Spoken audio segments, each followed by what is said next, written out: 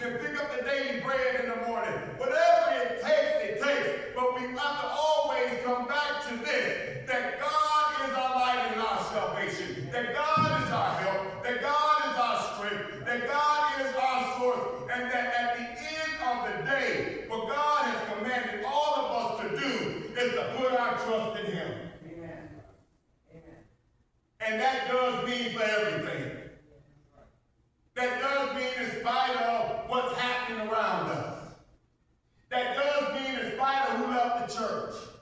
It does mean in spite of what it looks like on paper. It means to trust the Lord with all your heart. Now, to trust in God requires us to have a relationship.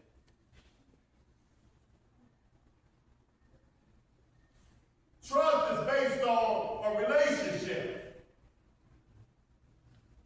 You trust people that you have a relationship with and people that you know.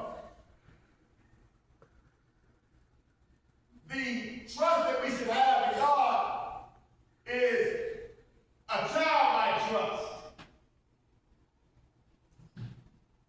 You go to the park and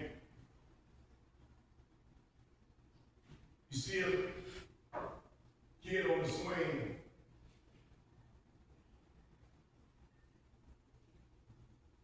And you see a father standing there, and certainly mothers do this as well.